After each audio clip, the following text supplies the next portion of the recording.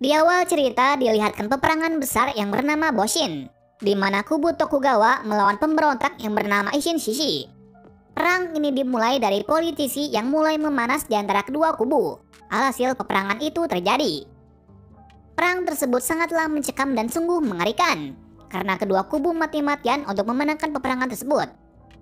Lalu diperlihatkan pimpinan Shinsengumi dari pihak Tokugawa, yaitu Hajime Saito. Di situ terlihat kalau ia sedang mencari seseorang yang dikenal sebagai Hitokiri Batosai, atau dikenal dengan pembantai berdarah dingin. Di sisi lain terlihat seorang pemuda yang memegang pedang berdarah. Tak lain pemuda ini adalah Hitokiri Batosai. Itu terbukti dari luka silang yang berada di bagian pipinya. Di sini terlihat kekejaman dari Batosai, yang mana ia menebas semua musuh yang berada di depannya. Bahkan ia tidak terluka sedikit pun meskipun ia membunuh beberapa ratusan musuh di sana.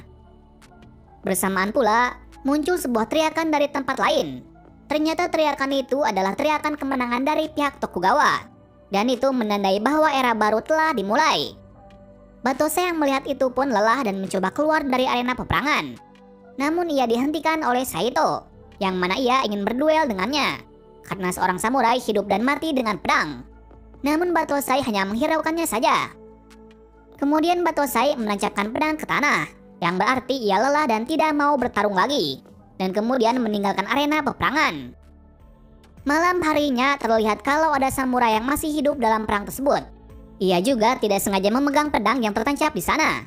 Seketika memegang pedang tersebut, tiba-tiba ia merasakan kepedihan dari pedang itu, lantaran pedang itu telah membunuh ratusan jiwa. Tak lain pedang itu adalah milik si Batosai. 10 tahun berlalu sejak restorasi era Meiji, Jepang menjadi lebih berkembang lagi. Tentunya sekarang sudah damai berkat pimpinan dari Aritomo Yamagata. Di sisi lain, diperlihatkan saudagar kaya yang bernama Takeda Kanryu, di mana Kanryu adalah pengusaha sukses dalam bidang obat-obatan yang bernama opium. Di waktu itu ia merasa senang karena bawahannya telah membuat opiumnya menjadi lebih baik lagi.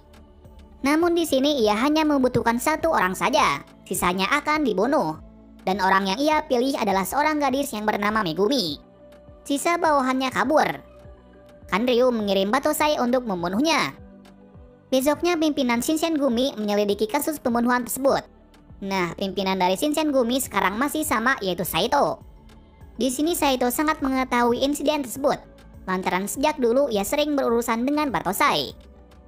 Di tempat lain, Batosai yang asli melihat sebuah kabar kalau Batosai telah meneror para penduduk. Waktu itu ia kebingungan, karena sebutannya dahulu telah dipakai oleh seseorang. Bersamaan pula ada seorang gadis yang menodongkan pedang kayu kepadanya. Gadis itu beranggapan kalau pria ini adalah Batosai yang dirumorkan, lantaran pria ini membawa pedang. Batosai menjawab kalau dirinya adalah pengembara. Selain itu ia juga menjelaskan kalau pedang yang ia bawa tidak bisa menyakiti seseorang, lantaran pedang itu memiliki sisi tajam di baliknya. Hal itu menghilangkan kecurigaan gadis itu kalau dirinya adalah seorang pengembara. Nah, gadis itu bernama Kaoru Kamiya. Adegan beralih lagi ke Saito yang mencoba menginvestigasi Karyu. Di sini ia menganggapnya sebagai orang yang mengirim pembunuh kemarin. Namun di sini Saito tidak memiliki bukti yang kuat untuk menyeratnya. Alhasil ia tidak menemukan apapun. Bersamaan pula, Karyu dikejutkan kalau Megumi telah kabur dari rumahnya.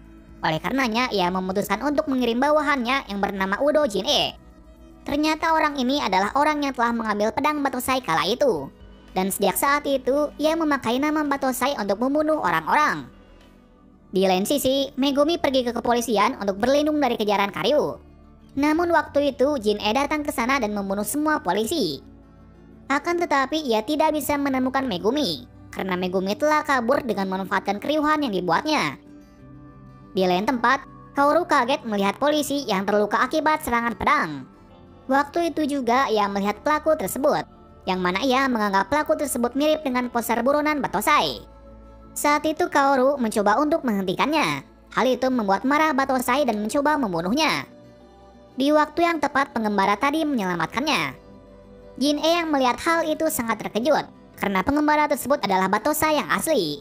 Itu terbukti jelas dengan bekas luka silang di area pipinya.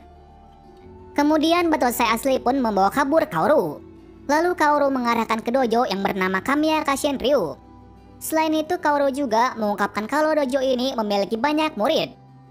Namun saat Batosai mulai meneror, dojo ini menjadi sepi. Tapi tersisa satu murid yang bernama Yahiko. Besoknya ada suatu kejadian tak terduga, di mana ada sekumpulan preman yang mencoba membeli dojo dari Kaoru. Namun Kaoru menolaknya. Alhasil para preman itu merusak fasilitas di sana. Bersamaan pula, pemuda kemarin mencoba mengusir dan menghentikan preman itu. Dikala itu, diperlihatkan kehebatan dari pemuda itu yang berhasil mengalahkan semua preman yang ada di sana tanpa membunuhnya. Bahkan ia juga menjelaskan aliran yang dipakai oleh Batosai untuk membunuh. Hal itu membuat semua terkejut. Alhasil semua orang termasuk Kaoru mengetahui kalau pemuda itu adalah Batosai yang sebenarnya. Bersamaan pula, polisi datang dan mencoba menghentikan kerusuhan tersebut. Alhasil Batosai dibawa ke polisi. Namun sebelum itu Kaoru sempat menanyakan nama dari pemuda itu. Ia bernama Kenshin Himura. Berikutnya Saito membawa Kenshin kepada Laksamana Yamagata. Di sini terungkap kalau Kenshin dahulu adalah seorang pembantai yang mengabdi kepada negara demi mewujudkan kedamaian. Yamagata di sini menemui Kenshin untuk memintanya meminjamkan kekuatannya lagi, di mana ia meminta untuk membunuh semua orang yang membuat opium. Karena menurut Yamagata, opium bisa membuat kedaulatan negara lengser. Akan tetapi Kenshin menolaknya. Karena setelah peperangan 10 tahun lalu, ia bersumpah untuk tidak membunuh orang lagi. Saito yang melihat itu berkata apa bisa melindungi seseorang dengan pedang yang seperti ini. Kenshin menjawab kalau dengan pedang itu dirinya tidak bisa membunuh seseorang lagi. Yamagata yang menghormati sumpah dari Kenshin pun membiarkannya pergi. Di saat keluar, ia sudah ditunggu oleh Kaoru. Namun di sini Kenshin mencoba untuk menghindarinya dengan alasan masa lalunya yang begitu suram. Namun di sini Kaoru mencoba untuk membawanya ke dojo. Alasannya Kenshin tidak memiliki tempat tinggal. Ia juga tidak masalah dengan masa lalunya, dengan alasan seseorang itu bisa berubah seiring berjalannya waktu.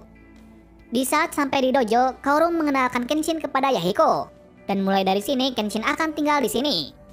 Pada waktu yang sama pula Megumi juga berada di sini. Sebelumnya Yahiko membawa Megumi ke sini karena ia sedang ketakutan di jalan. Malam harinya, Kaoru membawa Kenshin dan Megumi untuk makan malam. Namun waktu itu Kanryu datang dan meminta Kenshin untuk menjadi pengawalnya dengan imbalan uang yang sangat banyak. Akan tetapi Kenshin menolaknya. Di waktu yang sama pula ada seorang pria yang datang. Pria itu bernama Sagara Sanosuke, yang mana Sagara meminta Kanryu untuk menjadikan pengawalnya. Oleh karena itu, ia ingin membuktikannya dengan membunuh Kenshin atau si Batosai yang asli. Tantangan itu diterima oleh Kenshin. Pada pertarungan itu, Kenshin hanya menghindari serangan dari Sagara, karena dia sudah bersumpah untuk tidak membunuh orang lagi. Singkat cerita, Sagara mulai lelah sendiri, karena Kenshin telah menghindari semua serangannya. Keesokan harinya, ada sebuah kabar kalau beberapa polisi dan preman yang menyerang dojo kemarin telah tewas dibunuh oleh Batosai palsu. Pada hari itu, Kenshin mencoba melihat TKP. Saat di sana, ia teringat luka yang berada di pipinya, di mana dahulu ia mendapatkan luka ini dari seorang samurai yang gigih bertarung dengannya.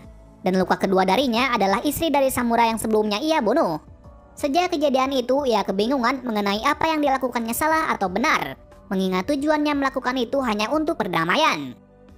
Beberapa hari kemudian ada sebuah hal aneh di dojo, di mana beberapa anak dan para orang dewasa terkena penyakit secara bersamaan.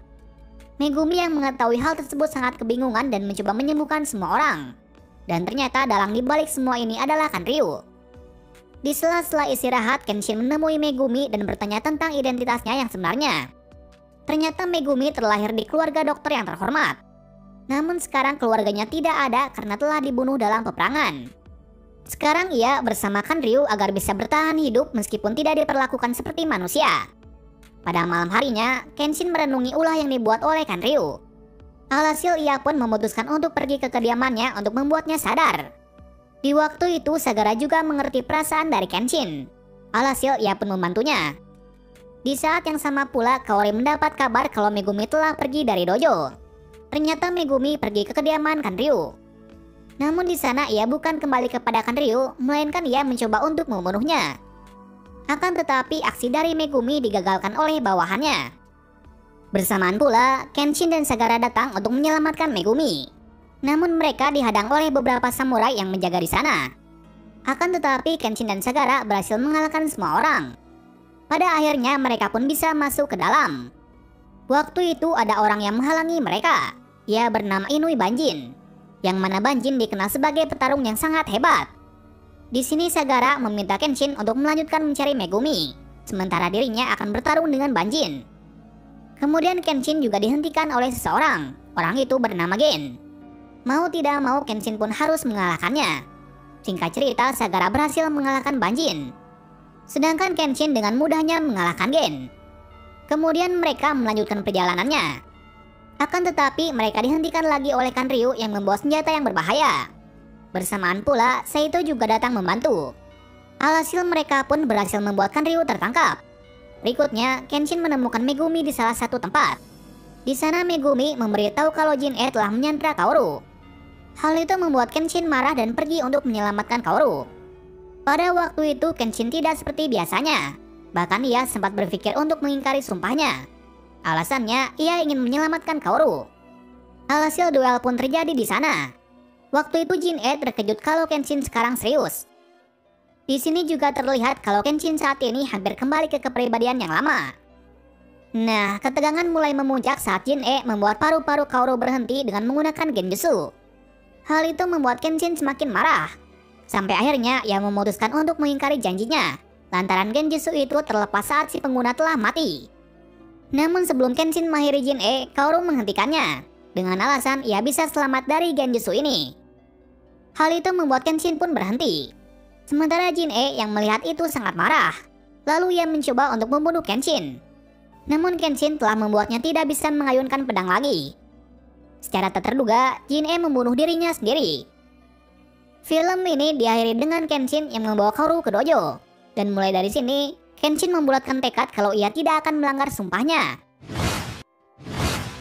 Nah, itu adalah alur cerita dari Rurouni Kenshin. Film ini memberikan sesuatu yang sangat menarik. Apalagi efek gambar dan pemeran tokohnya sudah sangat bagus. Terima kasih sudah menonton video ini dan sampai jumpa di video